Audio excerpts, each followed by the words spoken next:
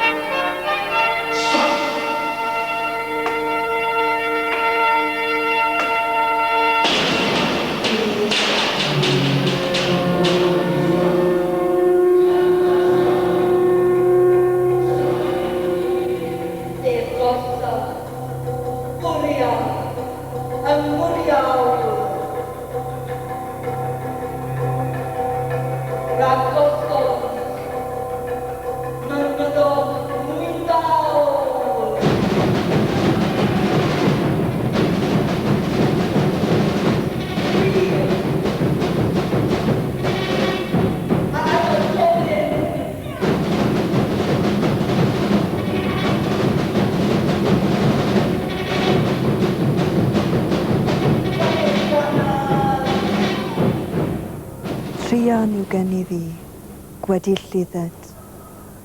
Goddef gloesangau trwy'n cyffred. The theme of the Gododdin is about the survival of a Celtic people which is under attack. And that, of course, is a recurring theme throughout the whole of Welsh language literature. Yn ôl gwir pybyr tymir tidwet. The Gododdin is like a boulder which has been left after the Ice Age, sitting on this pinnacle.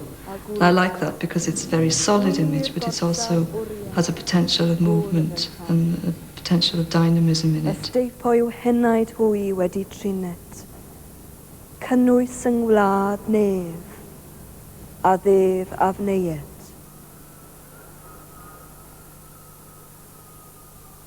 The Gododdin is a heroic elegy, composed probably in the Gododdin territory in northern Britain, in southern Scotland, about the year 600.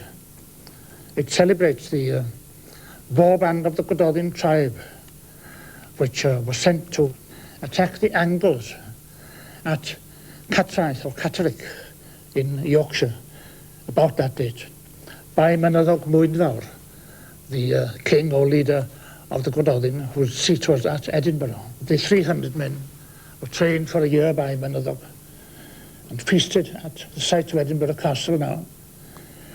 And in the battle, in the event, they were overwhelmed. They were all killed by the enemy. Aneurin escaped. He was there as an onlooker, but he escaped from the battle and wrote the famous poem called the Gododdin.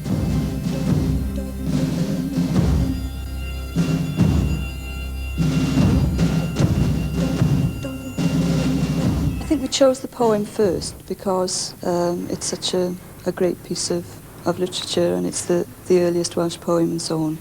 And everybody was attracted to that, the solidity of it. 300.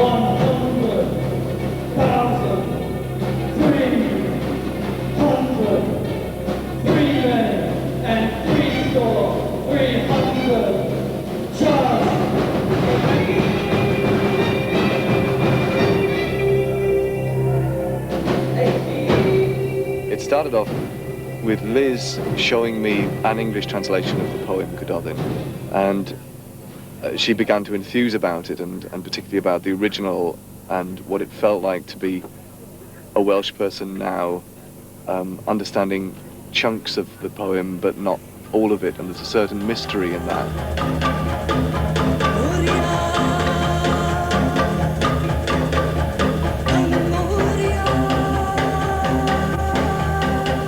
Gododdin itself doesn't tell a story.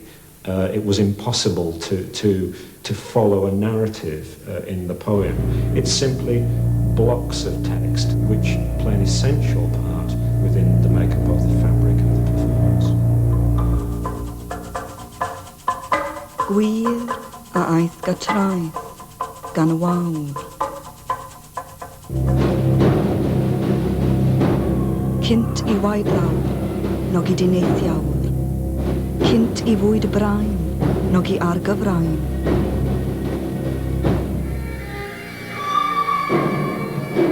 Glas fer ei hancwyn, a gwenwyn fi.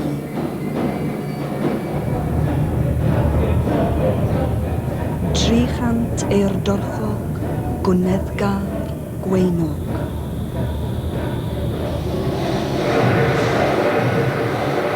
Sein iesyd ei gleddydd am hen mamau.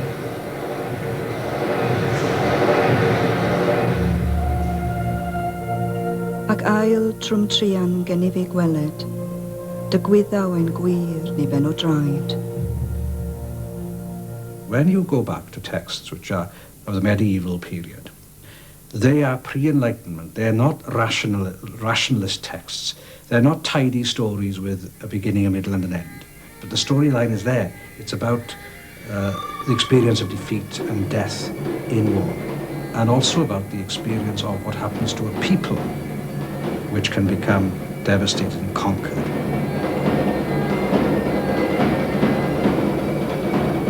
Brith Gof are particularly concerned in explaining what being in Wales means, being part of a Welsh culture means. They use a lot of music, song, physical work to express that. Yn 800 yn ariel yn enbwyd. A gwarchan mab dwyfau, dda wryd, poed gno yn un tynnu treisig.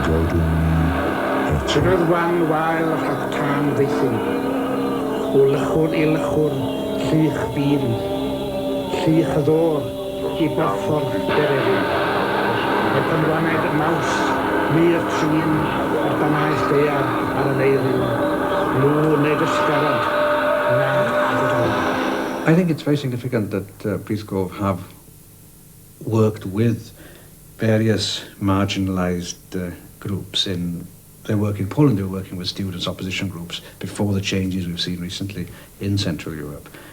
And their work in Wales certainly has been oppositional work, not just on the peace issue, but also their piece on the coal industry, which was about the effects of capitalism on the Welsh community and the development of working class resistance to that.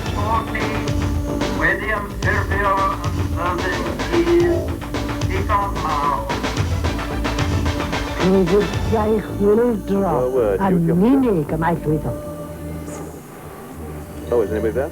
You don't need a background in theatre to understand what they're doing, and I've found that many of the performances are better understood by people who haven't been spoiled by too much naturalistic type theatre.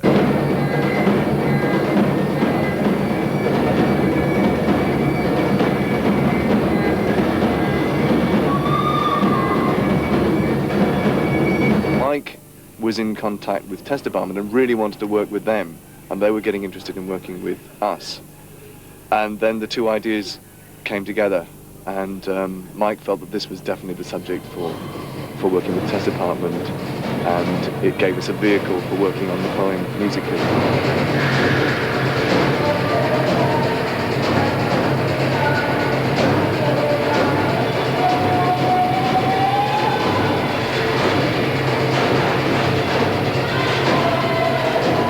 We had a reputation for doing events in locations of this sort, and also because we have a strong Celtic streak running through the music. We've had our own piper for the last 4 years.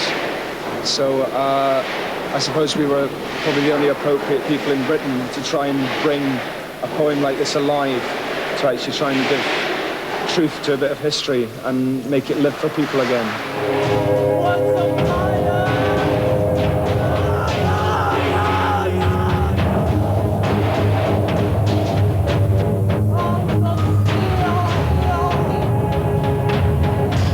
Whoever would have thought of Test Department being in Gododdin, but in fact it's perfect.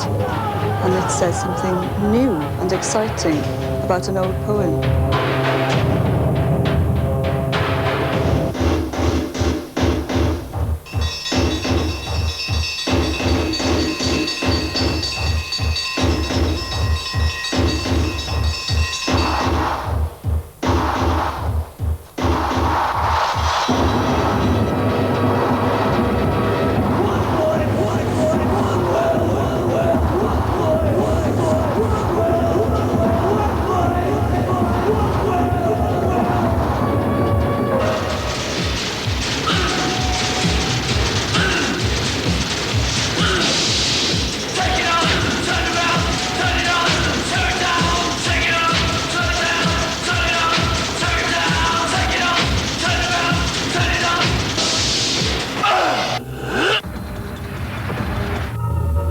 There's a lot within test department's work that goes back into far history and is also very modern at the same time. So we might use animal horns that could have been used around the time of the battle, and yet we will also use industrial percussion that is discarded within the last 5-10 years, so it brings it right up to date as well.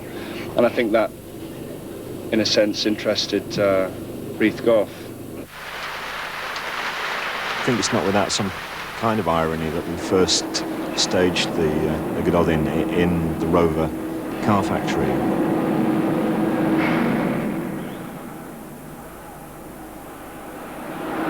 What they've asked me to do is to create an environment within a factory. What I tried to do is to bring those external materials inside and to use them in ways which sat easily alongside the factory. I mean, we have rows of columns, we have rows of roof lights of one kind or another. And so instead of bringing trees in, for instance, and arranging them informally or organically in some kind of a way, I decided that it was very important that trees were a row of trees, 2 rows of trees, an avenue of trees, very, very simple. A circle, a perfect circle of sand. There was going to be a perfect cone of a mountain of sand.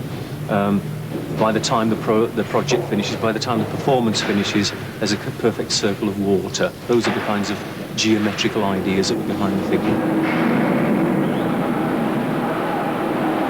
The first thing that we've been interested in and excited by with Gododdin is that we're able to use phenomena that you wouldn't see within a theatre at all. But also, you have a much, much closer and quite dangerous contact with the audience in Gododdin as well, and that's very exciting. Because they use unusual spaces for their performances, they're able then to make statements through images in a context which really is very electric. I mean, I think everybody, whenever they experience a Brith Gof performance, is somehow changed.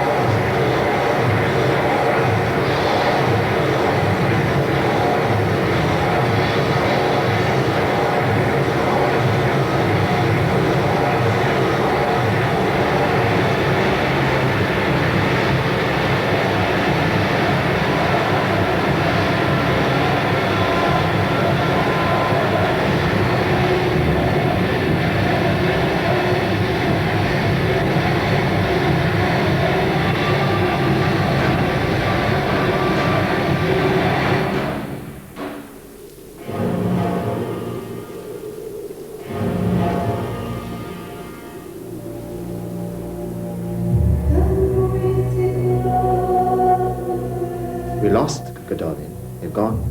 They're now disappeared from the face of the earth. This poem by an alien is about that particular loss. It reflects something which happened so long ago, but yet it has relevance for us today.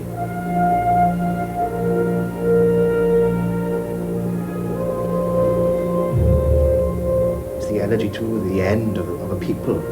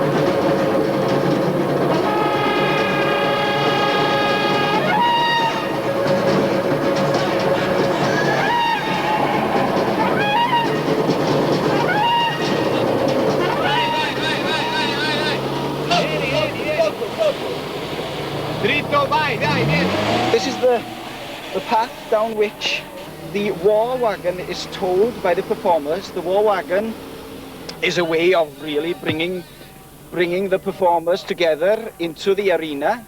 It's towed down here, and the members of the band are playing the war wagon as it comes in to a backing tape.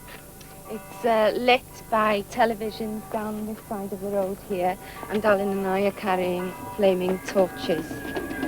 So it's a very dim silhouette that people see. The people are already down in the quarry, so they're looking up at us.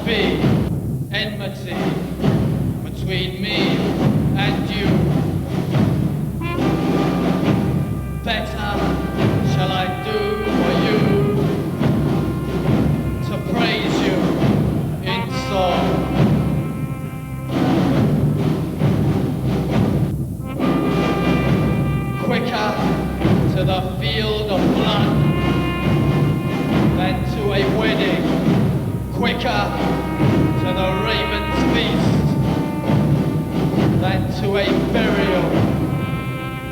Climb!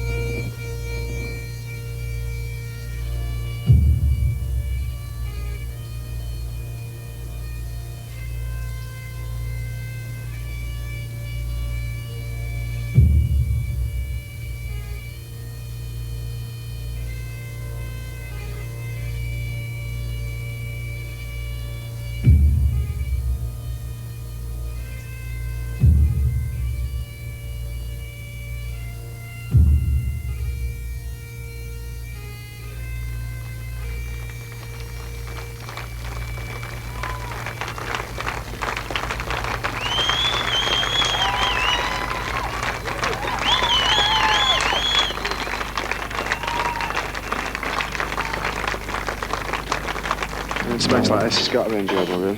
Sort of the atmosphere is created, I would say. Probably more on the edge of this night, actually. More of tension about it. It certainly felt that way.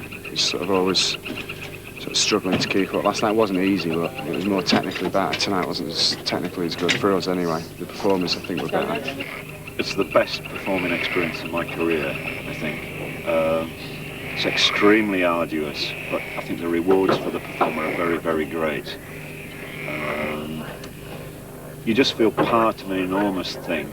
It's very difficult, I suppose, to identify precisely your own little part in it, but you know you are part of something very large, and it bowls you along, so that although you're exhausted within 10 minutes, by the end you really feel that you've achieved something.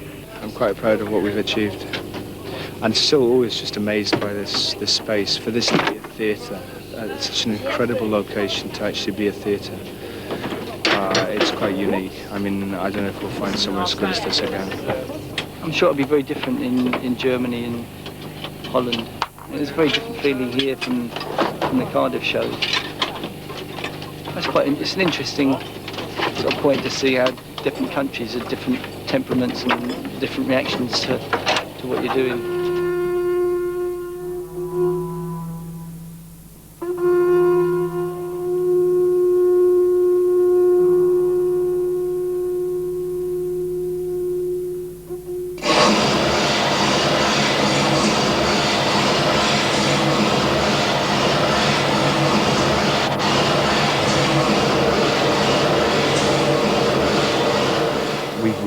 Performed in England, largely because nobody's asked us, but on every occasion it's been quite a difficult experience. Also, interestingly, in Germany recently, it was also quite difficult in that some of the images that the show throws up, deriving from national myths, have quite a different kind of meaning and reverberation in Germany, for instance. One criticism, for example, in Germany was that Gododdin, the images of Gododdin, glorifies war. And I think if you don't take the other contexts, the cultural context of a piece like Gododdin, then it's easy to get those oversimplifications. It was only when we pointed out to them, well, actually, Gododdin is not about people winning wars, it's about people losing wars. People began to say, yes, that's unusual. We would need to know more about the culture to understand that.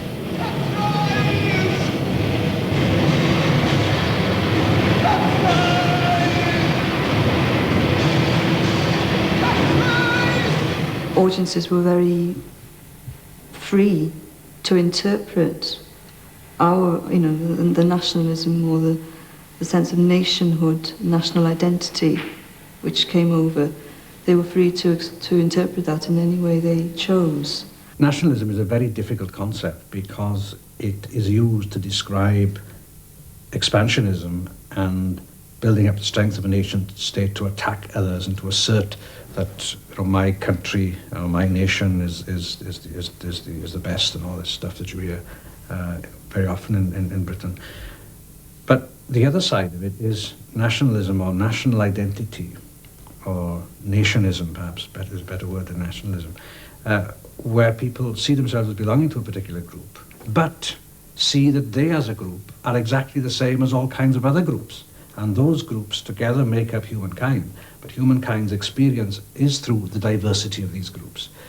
So it's a nationalism or a nationism which rejects xenophobia, which doesn't attack the foreigner, which is very often a hallmark of nationalism, and doesn't draw its strength from the strength of the state, but from a sense of the civil society and the community and the culture as being the important things in the life of the nation.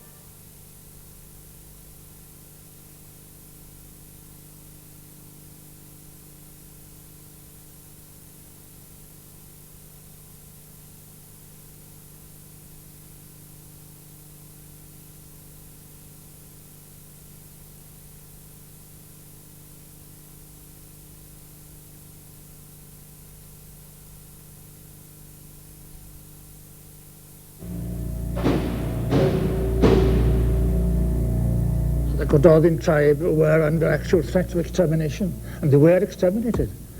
In the year 638, Edinburgh was overwhelmed by the Enders, and they were either killed or driven as exiles to the western kingdom of Glasgow, or Strathclyde, you see. It was a question of physical survival at that time. It's not quite the same today, but there is, of course, a similarity and a continuation.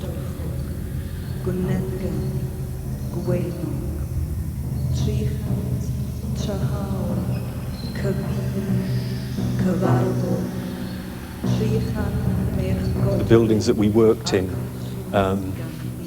Cardiff, in Hamburg, and in Scotland, in Glasgow, were all places which had been industrial areas, which had had many men working in there. There was a whole industry built around those kinds of places. Working class people would rather go along to a factory. I mean, even if it's just to see, maybe your dad worked there, or you worked there, your brother worked there, just to see what it's like nowadays, you know, like, and you can see what it's like and you can see what they've done with it. I think that idea of taking theatre out of theatres and putting performances into an industrial or a working space is absolutely great.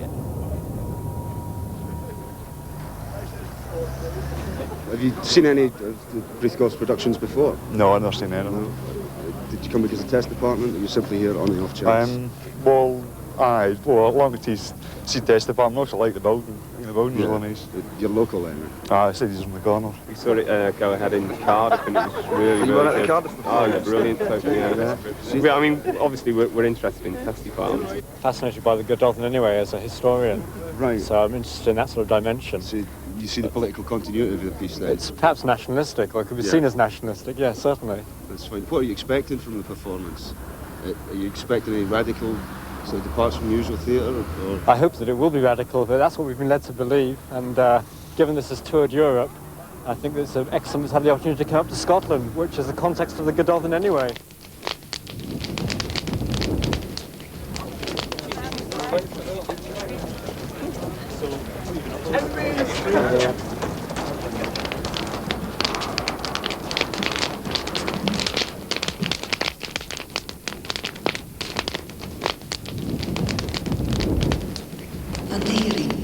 He sang this. Arddyled o gannu cyman o fri, twrf tân a tharan a rhyferthu, gwryd ardderchog marchog mysgu, rhyddbedel, rhyfel ac eiddini. A fitting song for a noble host, the sound of fire and flood tide, excelling in courage, a horseman in the turmoil, a blood-shedding reaper, he longed for war.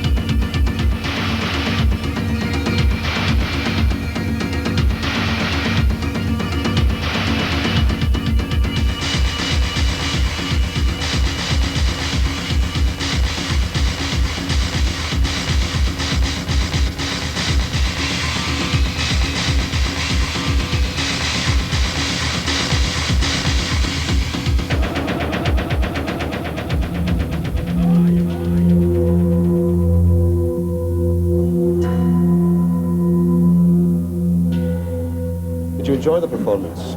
I'm still a bit stunned by it.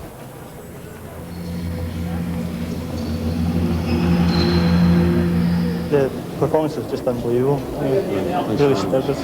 Thanks, Do you think it's important that this sort of theatre takes place in the Celtic nations? If you regard the Celtic fringes as a fringe, the fringe is actually taking over from the centre, because I think the centre is killed by its own cynicism, its own superficiality, by its own trendiness, its own fashionability, its inability to feel anything as powerfully felt as that piece was. And in the end, I think it says something about feeling. I mean, if that doesn't stir the Scots, the blood, nothing will, you know.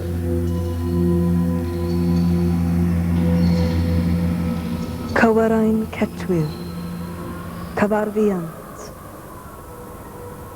I gyd yn un fryd, ydgyrchasant.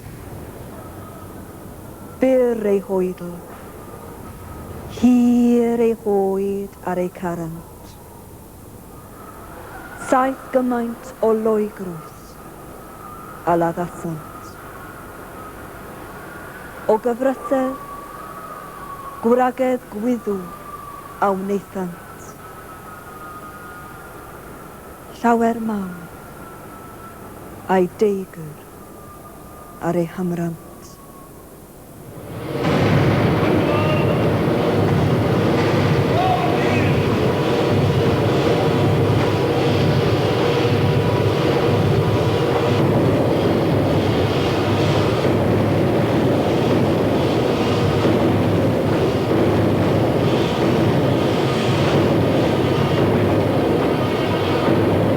Gododdin says as much about war and its universality as it does about Celtic resistance. It is about war, and unfortunately that's a thing which every single nation has an experience of.